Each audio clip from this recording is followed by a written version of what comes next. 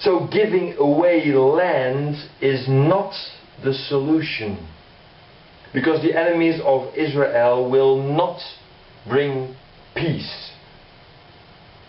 There will be no peace until the Messiah will bring back the peace, because he is the only one who can defeat the devil totally and lock him up. Only the Messiah can do that. And only then there will be a world peace. No sooner, no later. And that is about to happen. In those times we live, that the Messiah most probably will soon return. I think that my generation will see it happen, or might see it happen. I cannot put a date on it. Only God the Father knows the exact date when that is going to happen. The Bible does not say when exactly. The Bible gives some hints. So when that is happening, then the time is very short. And let me say to you, the time is very short. Most probably my generation will see it happen to come about if they are still alive. Because it's not going to be a fine time, and a nice time, the coming next years. Because the return of the Messiah, or for the Jewish people, the first time of coming for the Messiah, has some signs. There's somebody who's not glad with the return, or the first coming for the Jews, of the Messiah. That's the devil, because it means that his days are numbered. And they are. And he knows that. So he will try to prevent, in all ways he has got he can put in action, to prevent the Messiah from coming. One promise God made, that if the Jewish people were eradicated, then the Messiah could not return. So that is the main reason why the devil is trying to eradicate the Jewish people. Because if the Jewish people are eradicated from this earth, no Messiah can return. That's why all countries are trying to eradicate Israel. Because the devil is behind it, and he tries to prevent the coming of the Messiah. But he cannot stop it.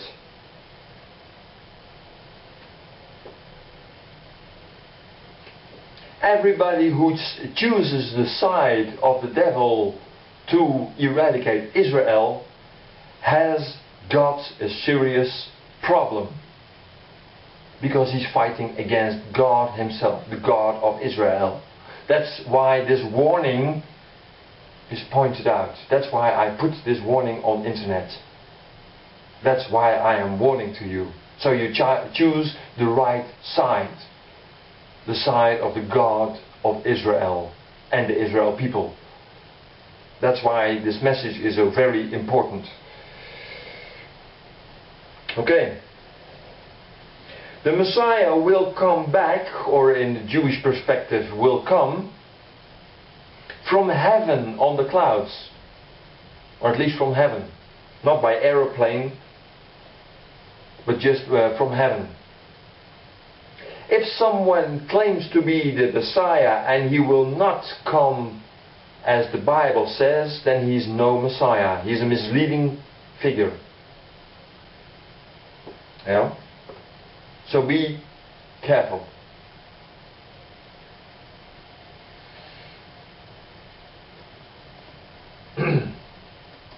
So, in general, if you the God of Israel is God. The God of the Jewish people. And via Jesus, I'm one of them. So if you love your country, start blessing and helping the Jewish people to go back to their own country, Israel, in a safe and friendly way, because it's theirs. In the 1800s, after the pogroms, the Jewish people, the first pioneers, went back to the country of Israel, and they bought it. Before the 1800s, there was a writer, Mark Twain, and more writers or known people, who went to the country what is now known as Israel, and they wrote about it that it is a very desolate place. And I'm speaking in the time of 1830, 1840.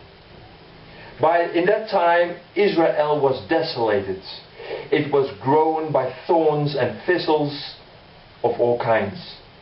And it was a desert. Jerusalem was a ruin. Nobody was interested in Israel. Nobody. Except the Jewish people.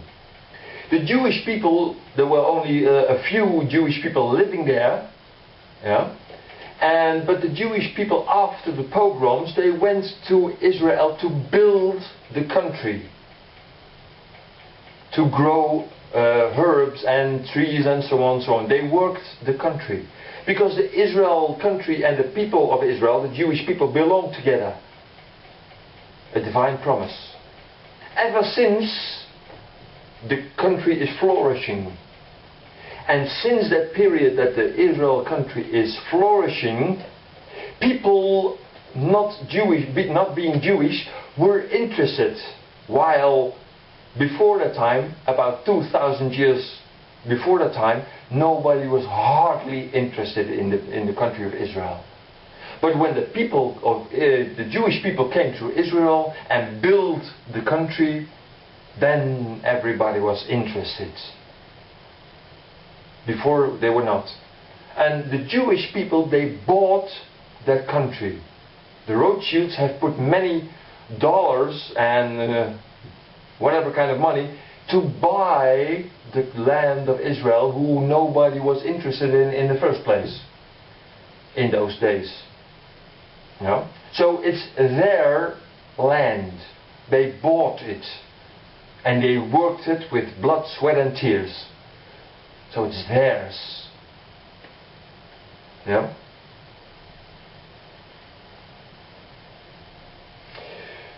Don't split or divide the country of Israel or Jerusalem, because that will bring a curse on your country. And that's what is happening right now in this world crisis. That's why this crisis is going about. Because America and Europe tries to divide Israel to keep the so-called peace. But dividing the country of Israel will not bring peace to this world. In contrary.